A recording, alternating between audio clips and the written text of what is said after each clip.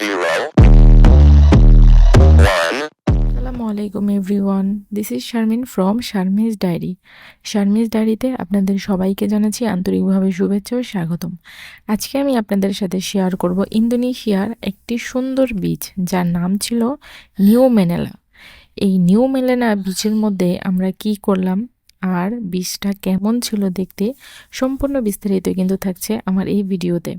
তো মূল ভিডিওতে যাওয়ার আগে বলে নিতে চাই, আপনারা যারা এখনও আমার চ্যানেলটা সাবস্ক্রাইব করেননি প্লিজ সাবস্ক্রাইব করে দিবেন, আর অলরেডি সাবস্ক্রাইব করে রাখবেন, থ্যাংক ইউ সো মাচ। তো আমরা কিন্তু খুব সকাল সকাল বের হয়ে পড়েছি। তো আমাদের সাথে এখানকার আরেকটি বাঙালি ভাবি এবং আমার হাজব্যান্ডের কিছু ফ্রেন্ড মিলে কিন্তু আমরা সেই বিচের উদ্দেশ্যে রওনা হয়ে গিয়েছি। তো প্রতিবারের মতোই কিন্তু দেখতে পাচ্ছেন এই সুন্দর মসজিদটা। তো আমরা কিন্তু ওই চারপাশের সুন্দর দৃশ্য দেখতে দেখতেই কিন্তু আমরা আমাদের মূল গন্তব্যে এক পর্যায়ে পৌঁছে যাই। আসলে আমি কিন্তু বরাবরই বলে থাকি, ইন্দোনেশিয়া ন্যাচারালি অনেক সুন্দর, যেটা নিজের চোখে না দেখলে কখনো মানুষ বিশ্বাস করবে না। তো আমরা কিন্তু ফার্স্ট যে ব্রিজটা অতিক্রম করতে হয় সেই বারালাং ব্রিজে কিন্তু চলে আসছি, আর এটা অতিক্রমও করে ফেলেছি। এই নিউ মেলেনা ব্রিজে যেতে হলে কিন্তু প্রায় 5টা ব্রিজ অতিক্রম করার পর কিন্তু যেতে হয়।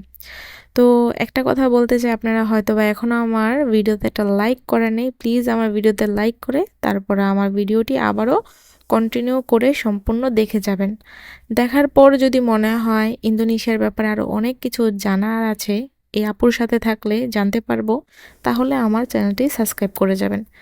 অনর্থায় ভিডিওটি না দেখে একটি মন মতো সাবস্ক্রাইব করে প্লিজ যাবেন না, এতে আমার চ্যানেলেরও ক্ষতি হবে, আপনার চ্যানেলেরও ক্ষতি হবে। এতে কিন্তু আপনার আমাকে যেই সাবস্ক্রাইবটি আপনি দিয়েছেন সেটি কিন্তু আমার সাবস্ক্রাইবের মধ্যে কাউন্টিং হবে না, 1-2 দিন পর বা 28 দিনের মধ্যে কিন্তু সেটা ডিলিট হয়ে যাবে, কারণ সেই সাবস্ক্রাইবটি থাকবে আনসাবস্ক্রাইবের মধ্যে। সো প্লিজ আমার ভিডিওটি কন্টিনিউ করে সম্পূর্ণ দেখে যাওয়ার পর যদি মনে হয় সাবস্ক্রাইব করা উচিত, তাহলে সাবস্ক্রাইব করে দিয়ে লাইক শেয়ার কমেন্ট করে দিয়ে যাবেন। এটাই হচ্ছে আপনাদের কাছে আমার হাম্বল রিকোয়েস্ট। আমি খুব কষ্ট করে ভিডিও তৈরি করি, আমি চাই না কিছু মানুষের জন্য আমার চ্যানেলটি একদম ড্যামেজ হয়ে যাক। তো এই যে আপনারা দেখতে পাচ্ছেন, আমি কিন্তু টিকিট কেটে এবং আমাদের যে মূল গন্তব্য সেই বিচে কিন্তু চলে আসছি। তো আপনারা কিন্তু দেখেই বুঝতে পেরেছেন। তো সামনে আরেকটা টোল আছে, সেই টোলটা অতিক্রম করলেই কিন্তু আমরা বিচের মধ্যে চলে যাব। তো এই যে টোল, এটা দেখছিল আমরা কে কে এসেছি, আমাদের কি সম্পর্ক ছিল। তো আমরা বলেছি আমরা হাজব্যান্ড ওয়াইফ আছি, বা আমরা এখানে আরও কিছু রিলেটিভ আমরা একত্রিত হয়ে এখানে এসেছি ঘুরতে। তো এত সুন্দর একটি জায়গা, পাহাড় কেটে পাহাড়ের পিছনে এত সুন্দর একটি বিচ, আসলে এক কথায় অসাধারণ চমৎকার একটি জায়গা ছিল। আর এই জায়গার মধ্যে কিন্তু অসংখ্য মানুষ আসছে ঘুরতে। কেউ আসছে হাজব্যান্ড ওয়াইফ, কেউ আসছে সম্পূর্ণ ফ্যামিলি, গার্লফ্রেন্ড বয়ফ্রেন্ড, তারপর পিকনিকে, তারপরে হচ্ছে মাদ্রাসার স্টুডেন্ট, অনেক মানুষ এসেছে এখানে। তো যেহেতু দিনটা ছিল রবিবার, সেজন্য কিন্তু এখানে এত পরিমাণের ভিড় ছিল, কোথাও বসবো সেই জায়গাটাও ছিল না। তো আমরা যেহেতু দুপুর টাইম হয়ে গিয়েছে, আস্তে আস্তে আমরা জায়গা খুঁজছিলাম কোথায় বসে আমরা খাওয়া দাওয়া করব। তো আমরা আগে খাওয়া দাওয়া করে তারপরে সমুদ্রতে গোসল করব, সেজন্য আমরা আগে জায়গাটা ঠিক করে আমরা ওইখানে খাওয়া দাওয়া করি, তারপরে আমরা যাই সমুদ্রেতে গোসল করার জন্য। তো একদমই জায়গা পাচ্ছিলাম না, তারপর অনেক হাঁটাহাঁটি করার পর এই যে কুড়ের ঘর টাইপের এই জায়গাটা আমরা বুক দিই, মানে এটা বুকিং করতে হয়। তো আমরা এটা ভাড়া নেওয়ার পর আমরা যেখানে আর কি খাওয়া দাওয়া করবো, তো সবাই আমরা একত্রিত হয়ে এখানে বসে আড্ডা টাড্ডা দিয়ে খাওয়া দাওয়া করি, গল্প টল্প করি।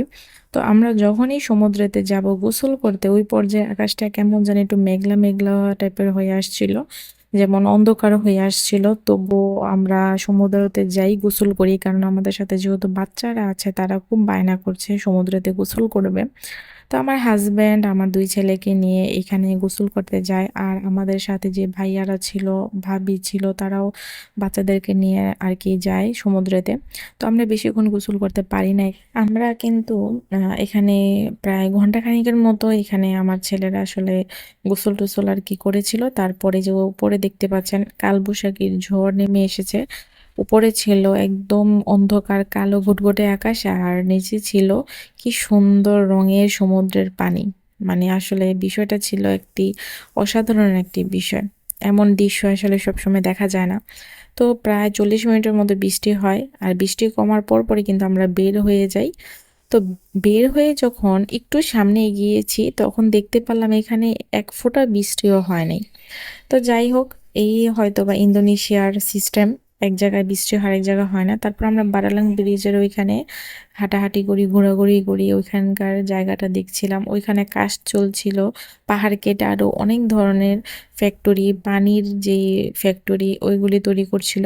তো বারালাং ব্রিজের সাথে যেহেতু ছবি তুলবো তাই আমরা ওইখানে যাচ্ছিলাম, যে খুব কাছে থেকে দেখা যায় ব্রিজটা, আর আমরা সেখানে ছবি তুলবো। তো এখানে বিভিন্ন ধরনের মানুষ ছিল, কেউ হাঁটাহাঁটি করছিল, বাচ্চাদের নিয়ে এখানে আসছিল, খেলা করছিল, বিভিন্ন ধরনের মানুষ ছিল।